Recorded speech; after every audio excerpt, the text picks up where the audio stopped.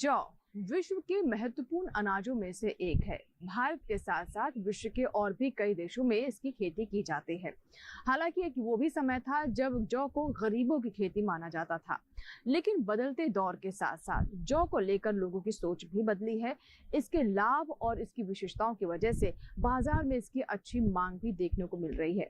जौ से विभिन्न तरह के व्यंजन बनाए जा रहे हैं। इसके अलावा माल्ट उद्योग में भी इसकी मांग का स्तर लगातार बढ़ता जा रहा है, जिसकी वजह से जौ अब एक व्यावसायिक फसल में तब्दील हो गई है। यानी हमारे किसान जौ की खेती कर अच्छा मुनाफा कमा सकते हैं। नमस्कार, स्वागत है आपका कृषि विशेष में। मैं हूं अंजू सिंह। तो आज के कृषि विशेष में हम बात करेंगे जौ के बारे में। बताएंगे आपको कि कैसे करते हैं इसकी खेती, साथ ही मिलवाएंगे आपको जौ के विशेषज्ञों से भी और कुछ सफल किसानों से भी होगी मुलाकात। तो चलिए शुरुआत करते हैं कृषि विशेष की। एक जौ फायदे 100।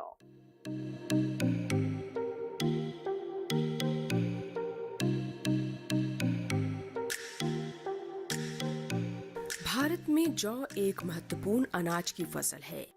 जैसा कि हम सभी जानते हैं, भारतीय संस्कृति में त्योहारों और शादी ब्याह में अनाज के साथ पूजा की परंपरा है। ऐसे में जौ का हमारे देश में धार्मिक अनुष्ठानों, शादी ब्याह में भी इस्तेमाल करना बेहद शुभ माना जाता है। उत्पादन की दृष्टि से अनाज फसलें जैसे धान, गेहूं एवं मक्का के बाद जौ की फसल का चौथा स्थान है। भारत जैसे विकासशील देश में पारंपरिक रूप से जौ का उपयोग मानव के लिए खाद्य पदार्थों, आटा, दलिया, सूजी, फ्लेक्स, बिस्किट और पेय पदार्थ व अन्य स्वादिष्ट व्यंजन बनाने और इसके अर्क का प्रयोग व्यावसायिक रूप से तैयार किए गए खाद्य तथा पेय पदार्थों में स्वाद, रंग या मिठास जोड़ने के लिए किया जाता है। जौ का उपयोग कई बेकरी उत्पादों और व्यंजनों में किया जाता है। गेहूं और चना के साथ जौ को मिलाकर सत्तू या मिस्सी रोटी बनाई जाती है। जौ vitamin, calcium, magnesium, manganese, selenium, zinc, copper, protein और एंटीऑक्सीडेंट का एक समृद्ध माध्यम है। इसमें पाए जाने वाले अनेक गुणों के कारण जौ को अनाज का राजा भी कहा जाता है। भारत में जौ का उत्पादन पूर्वी उत्तर प्रदेश का मध्य भाग, राजस्थान के पूर्वी भाग और बिहार के उत्तर पश्चिमी भाग, मध्य प्रदेश, हरियाणा और पंजाब में किया जाता है। जौ उत्पादन में भारत का छठा स्थान है। भारत में विश्व का 3.5% जौ उत्पादन किया जाता है। वैज्ञानिक अनुसंधान के आधार पर जौ को औषधि के रूप में भी काफी उपयोगी माना जाता है। कृषि विशेष में आज हम बात कर रहे हैं जौ की खेती के बारे में। जौ एक है और फायदे ऐसे अनेक हैं। जौ के बारे में कहा जाता है कि जौ हमारे शरीर के लिए, हमारे पाचन के लिए, हमारे स्वास्थ्य के लिए बहुत ही लाभदायक है। साथ ही साथ इसका धार्मिक महत्व भी है। जौ की खेती किसान भाई कैसे करें, इसकी जानकारी के लिए हम लोग पहुंचे हुए जौ के खेत में। हमारे साथ है सीनियर साइंटिस्ट जोगिंदर सिंह जी। आइए उनसे जानते हैं कि जौ की खेती कैसे करे किसान, इसके बारे में जरा विस्तार से बताएंगे। जोगिंदर सिंह जी बताइए। किसान भाइयों, हम जो है जो 3 उद्देश्य के लिए प्रयोग में लाते हैं। नंबर 1 जो है जो माल्ट जौ का उपयोग जो है हम बियर और बियर से संबंधित जो कंपनियां होती हैं उसमें प्रयोग किया जाता है। दूसरे प्रकार का जो कि पशु आहार के लिए प्रयोग में लाया जाता है। तीसरे प्रकार का जो भोज्य पदार्थ, जैसे कि आपका जो भोजन है उसमें यूज करते हैं। और इस जौ को जो है छिलका रहित जौ बोला जाता है। इसका दाना बिल्कुल गेहूं के दाने के समान है। और यदि हम इसको प्रयोग करते हैं तो ये डायबिटीज 2, टाइप 2 और कोलेस्ट्रॉल को नियंत्रित करता है। इसके अलावा जो हृदय संबंधित बीमारियां हैं उसके लिए भी बहुत उपयोगी है। तो ये मतलब जो है बहुत ही अच्छा है और इस पर हम जो है रिसर्च कर रहे हैं और आने वाले अगले साल जो है इसकी नई प्रजाति मिलेगी। जौ से बने हुए दलिया, जौ से बने हुए सत्तू, जौ से बने हुए अन्य उत्पाद, जौ के जवारे, ये सब बहुत प्रसिद्ध हैं और बहुत तरह के उत्पाद और भी ट्राई किए जा रहे हैं। जब हम मल्टीग्रेन आटा की बात करते हैं तो उसमें भी जौ को हम गेहूं के साथ 10.10 और 2 के अनुपात में मिला करके इसका भी हम मल्टीग्रेन आटा में इस्तेमाल करते हैं, जो में फाइबर की बहुत अच्छी मात्रा है, जो घुलनशील फाइबर है। इसका ग्लाइसेमिक इंडेक्स भी 25 के आसपास है, जिसकी वजह से ये बहुत ही स्वास्थ्यवर्धक है।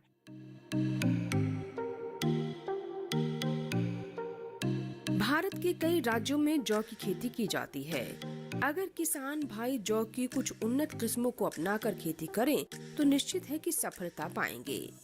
जौ की उन्नत किस्मों में RD 2907, करण 201, 231 और 264 DWRB, DWRB 92, DWRB 160 और रत्ना किस्में शामिल हैं। इन किस्मों की खेती करके अच्छा मुनाफा कमाया जा सकता है। RD 2907 किस्म जौ की ये किस्म उत्तर भारत के लिए उपयोगी मानी गई है।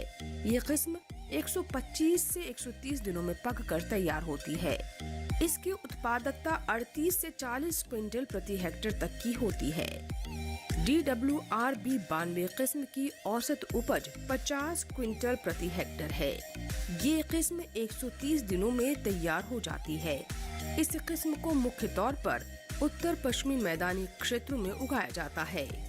जौ की रत्ना किस्म की खेती पूर्वी उत्तर प्रदेश, बिहार और पश्चिम बंगाल के वर्षा आधारित क्षेत्रों में की जाती है। DWRB 160 जौ की ये किस्म पंजाब, हरियाणा, पश्चिमी उत्तर प्रदेश, राजस्थान और दिल्ली में बोई जाती है। ये जौ के उन्नत किस्मों में से एक है। इस किस्म को ICAR करनाल द्वारा विकसित किया गया है। संस्थान द्वारा कुछ नई किस्मों को भी विकसित किया गया है। आइए जानते हैं। किसान भाइयों को एक सलाह दी जाती है कि जब भी मतलब कोई फसल उगाते हैं तो उसकी जो है नई प्रजाति उगानी चाहिए, चाहे वो जो हो या चाहे गेहूं हो, ताकि जो उससे अच्छी से अच्छी पैदावार ली जा सके। तो हमारे यहाँ जो 3 क्षेत्रों में काम हो रहा है, एक तो माल्ट प्रोडक्शन के लिए, दूसरा पशु आहार उत्पादन के लिए, तीसरा जो है भोज्य पदार्थ उत्पादन के लिए। हम लोग और हमारे जो दूसरे कोऑर्डिनेटिंग सेंटर्स हैं उसके लिए नवीन प्रजातियां उत्पादित कर रहे हैं। तो हमारे यहाँ जो है जो माल्ट की वैरायटीज हैं, कुछ नई वैरायटीज हैं, जैसे DWRB 219, DWRUB 52 और DWRB 123, DWRB 101। ये नई प्रजातियां हैं। कृषि विशेष में इसी के साथ ही यहाँ वक्त हुआ एक छोटी सी ब्रेक का।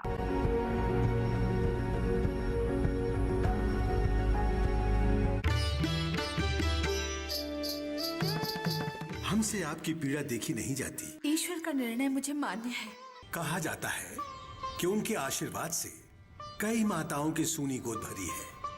पुत्रवती भवा, और पुत्र भी कोई ऐसा वैसा नहीं माते, वो चिरंजीवी एवं सर्वगुण संपन्न होगा। वो संसार की समस्त जनजाति का दुख हरता संकट मोचन हनुमान होगा।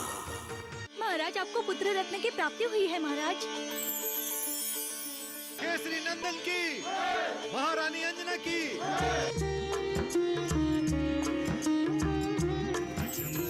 देखिए संकट मोचन हनुमान सोमवार से शुक्रवार शाम 7 बजे सिर्फ DD नेशनल पर। देश का पहला चैनल, देश का अपना चैनल।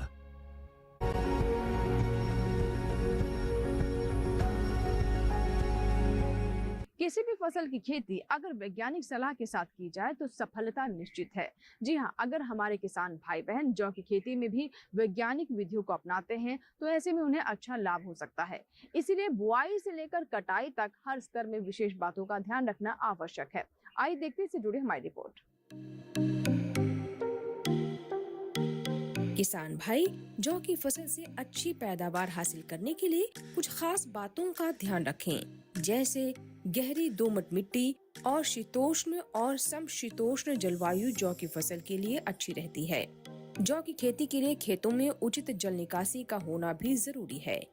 तापमान की बात करें तो जौ की बुआई 25 से 30 डिग्री सेंटीग्रेड के तापमान में की जा सकती है। जौ की बुआई करने से पहले खेत को अच्छी तरह से तैयार किया जाता है। सबसे पहले हैरो से खेत की जुताई करें और उसके बाद क्रॉस जुताई 2 बार करनी चाहिए।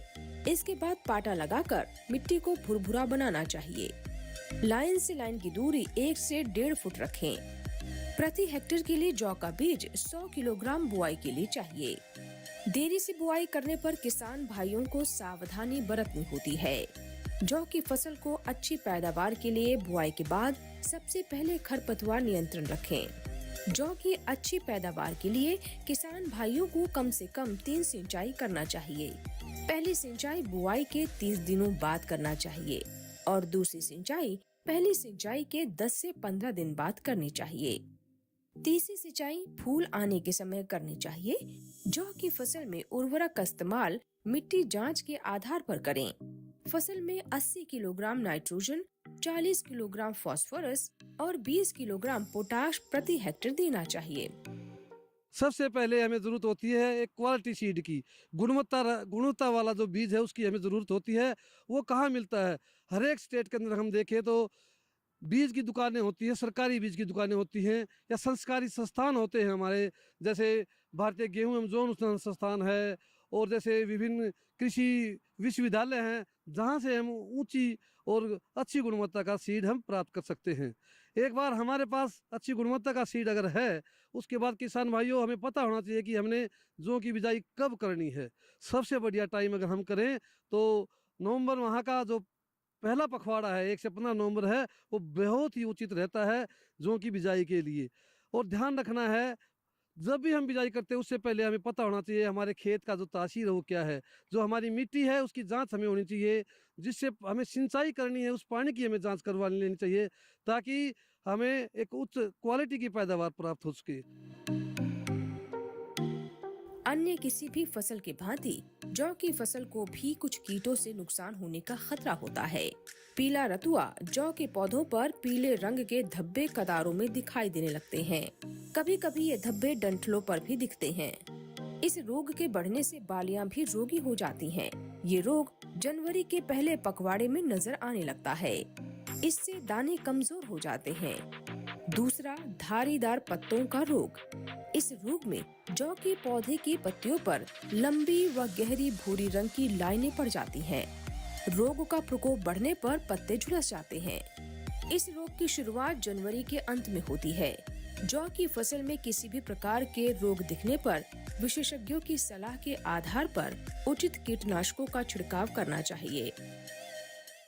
अगर हमें दिखाई दे कि येलो रस्ट जिसे हम पीला रतुआ भी कहते हैं, अगर उसको दिखाई देता है कि कहीं खेत में पीला रतुआ आता है तो उसके लिए हमें ध्यान रखना है कि जैसे ही हमें महसूस हो हम पत्तों का हाथ लगा के देख लेते हैं। अगर पीलापन लगता है तो उसके कंट्रोल के लिए, उसके उपाय के लिए हमने अपने जो फफूंदीनाशक है उसका स्प्रे कर देना है। ध्यान रखना है इस बात का कि अगर हम डेली खेत में जाते हैं तो उसका हमें ऑलरेडी पता चल जाता है कि हमारे खेत में येलो रस्ट की प्रॉब्लम है। अगर प्रॉब्लम नहीं है तो उसकी ज़रूरत नहीं है। एक एफिड नाम का इंसेक्ट आता है, अमूमन बड़ा, वो पानी से ही मर जाता है, लेकिन इसमें ध्यान रखना है इससे पहले कि कोई हम इंसेक्टिसाइड यूज़ करें उससे पहले ध्यान रखना है कि अगर हमारे मित्र कीट हमारे खेत में हैं तो हमने ध्यान रखना है कि किसी केमिकल का छिड़काव नहीं करना है। चारे के लिए बुआई की गई फसल की एक कटाई के लिए 50% फूल आने की अवस्था में बुआई से पहले 75 से 85 दिन पर कटाई करनी चाहिए। 2 कटाई की स्थिति में पहली कटाई 55 से 60 दिन में और दूसरी कटाई 50% फूल आने पर करें। पहली कटाई 4 से 5 सेंटीमीटर ऊंचाई पर करना चाहिए। बीज उत्पादन के लिए फसल को 50 से 55 दिन में एक बार हरा चारा के लिए कटाई के बाद उत्पादन के लिए छोड़ देना चाहिए। अगर फसल की कटाई समय पर नहीं की जाती तो फसल गिरने से बीज उत्पादन पर प्रतिकूल असर पड़ता है। जब भी फिजियोलॉजिकल मैच्योरिटी आ जाती है तो टाइमली हमने अपने जो क्रॉप है, हमारी फसल है, उसकी कटाई कर लेनी चाहिए ताकि इसकी लॉजिंग ना हो, ताकि इसकी जो बालियां वो टूटकर जमीन पर ना पड़े और इससे हमारे उत्पादन में जो लॉस होता है उससे हम बच सकते हैं। इसी के साथ ही कृषि विशेष में यहाँ वक्त हुआ है एक और छोटे से ब्रेक का।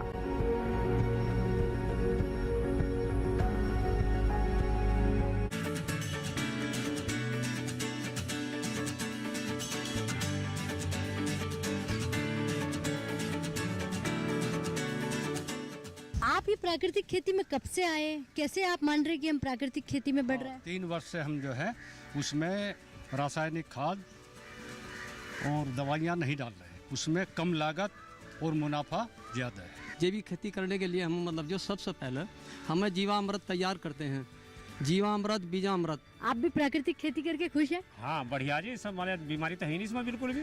उत्तर प्रदेश से देखिए प्राकृतिक खेती पर कार्यक्रम चौपाल चर्चा 3 मई शुक्रवार सुबह 9 बजे, पुनः प्रसारण रात 9:30 बजे।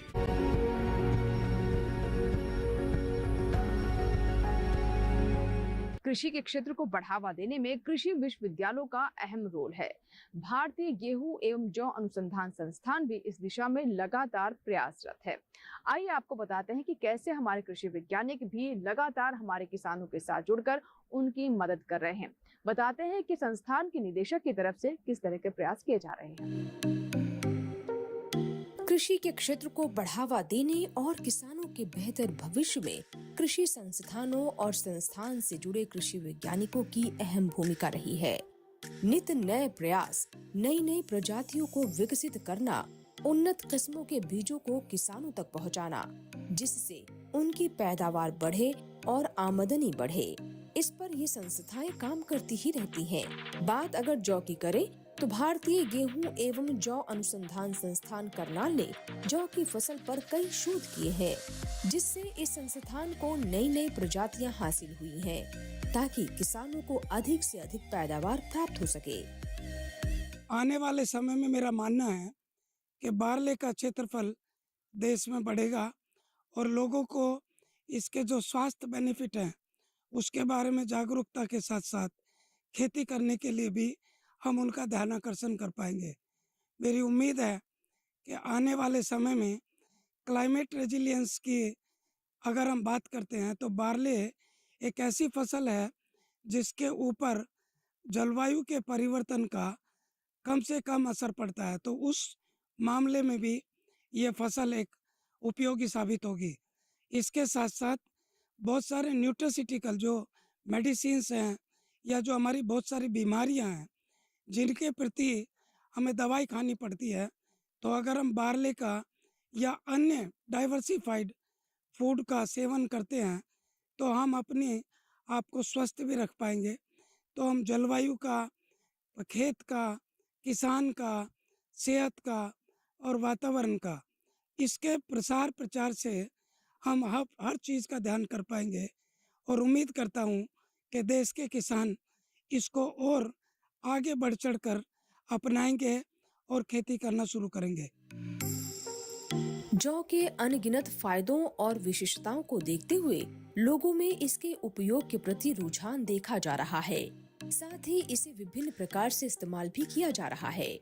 भारतीय गेहूं एवं जौ अनुसंधान संस्थान करनाल द्वारा जौ की नई नई उन्नत किस्मों के विकास पर काम किया जा रहा है। खास तौर पर छिलका रहित जौ को विकसित किया जाना है, ताकि आम व्यक्ति इसका सेवन कर लाभान्वित हो।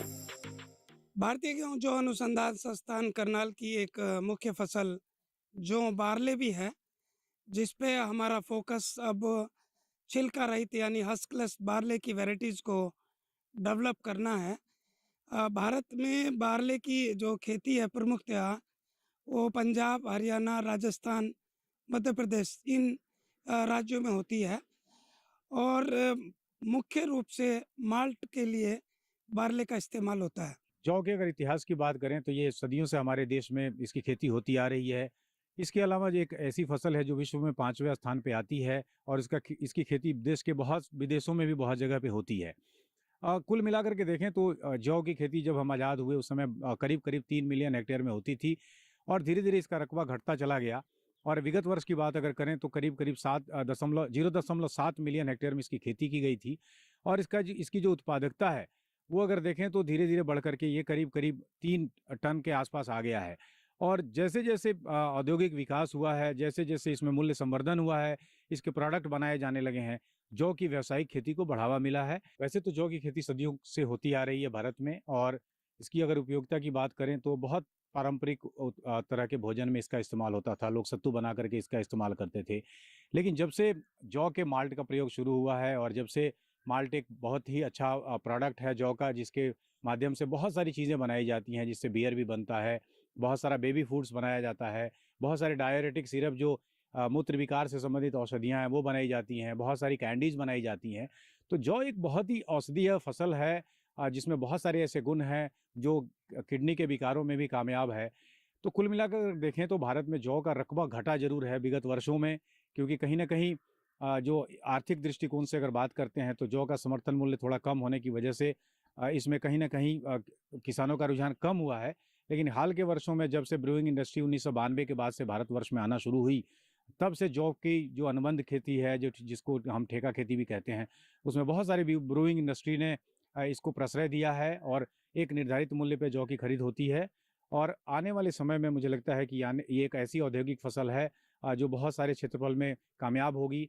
वैसे तो 4-5 राज्यों में जौ की खेती होती है और ये एक बहुत ही महत्वपूर्ण फसल है जिसका खाद्यान्न में इस्तेमाल होता है, चारे के रूप में इस्तेमाल होता है, अन्य तरह के उत्पादों में इस्तेमाल होता है, लेकिन हवन सामग्री और पूजा के सामग्री के रूप में भी इसका इस्तेमाल बहुत पहले से होता आया है। इनके अनुसार जौ एक ऐसी फसल है जिस पर जलवायु के परिवर्तन का कम से कम असर पड़ता है। ये फसल आने वाले समय में बेहद उपयोगी साबित होगी। साथ ही साथ जौ के इस्तेमाल से बड़ी बीमारियों में किए जाने वाली दवाइयों का भी कम इस्तेमाल होने लगेगा। ऐसे में हमारे देश के किसान भाई जौ की खेती करने लगे तो निश्चित ही भविष्य में अच्छा लाभ कमा सकेंगे। तो ये था हमारा आज का कृषि विशेष, जिसमें हमने जाना एक जौ फायदे 100 के बारे में। यानी जौ जहां हमारी सेहत के लिए काफी लाभकारी है, इससे हम कई तरह की बीमारियों से बचते हैं, वहीं दूसरी तरफ अब इसका कमर्शियल इस्तेमाल भी होने लगा है। यानी हमारे किसानों के लिए भी बहुत तरह के नए विकल्प जौ की खेती में खुल रहे हैं, जिससे हमारे किसान अच्छा लाभ ले सकते हैं।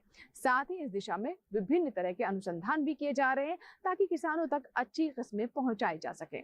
आशा करते हैं कि आज का कृषि विशेष आपको जरूर पसंद आया होगा।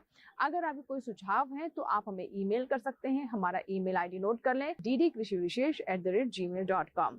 पत्र लिखने के लिए हमारा पता भी नोट कर लें। हमारा पता है कृषि विशेष, कमरा number 59A, CPC, Doordarshan, Khelgaon, नई दिल्ली 110049। अगर आप चाहते हैं कि किसी विषय पर हम कृषि विशेष लेकर आएं तो भी आप हमें जरूर जानकारी दें। हमें ईमेल कर सकते हैं, पत्र लिख करके भी हम तक जानकारी पहुंचा सकते हैं।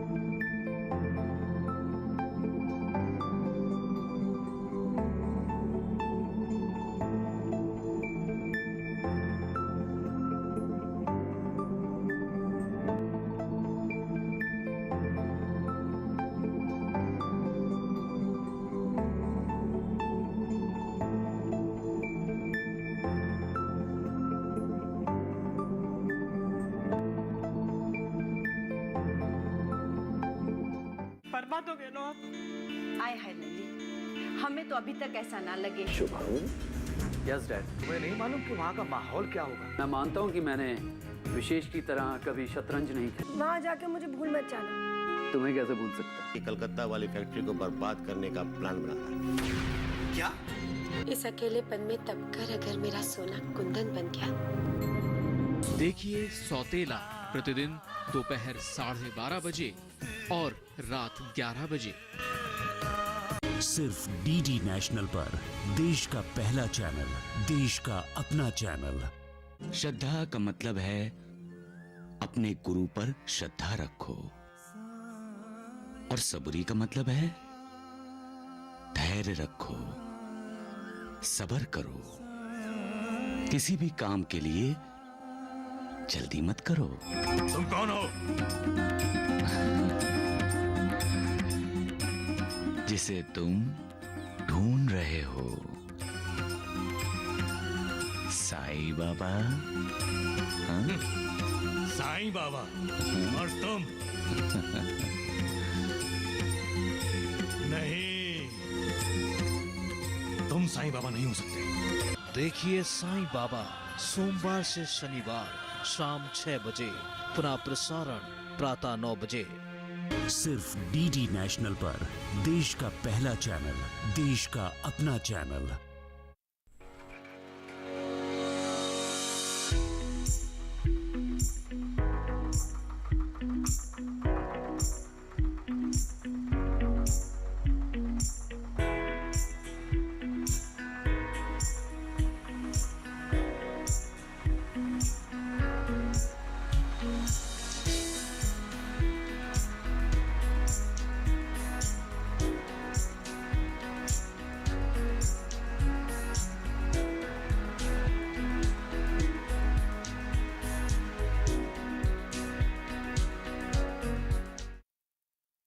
कैरल वर्मा, इस 85 राजा ने इस कंपनी की नाक में दम कर रखा है और साथ ही लोगों को भड़का कर हमारे खिलाफ कर रहा है। किंग कहाँ है? सच सच बताओ। महल ना रहा तो क्या हो, ये पूरी धरती आपकी है और हम सब आपके साथ हैं। रजासी की सबसे बड़ी ताकत है गुरुजय जनजाति, जिसे जंगल के बारे में सब कुछ पता है। जीत अभी भी आपकी मुट्ठी में है। उठिए महाराज और रच दीजिए इतिहास। देखिए स्वराज प्रत्येक रविवार प्रातः 9 बजे, पुनः प्रसारण रात 9 बजे। सिर्फ डीडी नेशनल पर, देश का पहला चैनल, देश का अपना चैनल।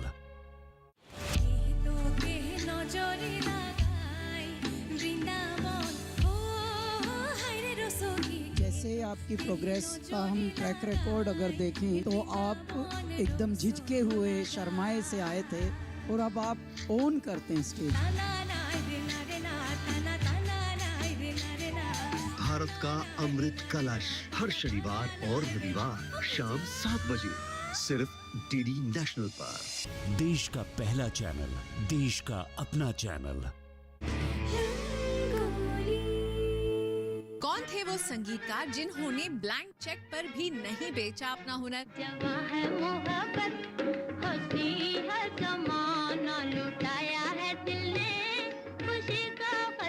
और किस गीत ने सेट किया गजल गायकी का नया ट्रेंड? बहारों से मिल, सितारों से आंखें मिला। महान और मशहूर सिंगर तलत महमूद जी की जिंदगी से जुड़े दिलचस्प किस्से जानने के लिए देखिए रंगोली। इतना न मुझसे तू प्यार बढ़ा कि मैं एक बादल आवारा। इस रविवार 5 मई सुबह 8 बजे, सिर्फ डीडी नेशनल पर, देश का पहला चैनल, देश का अपना चैनल।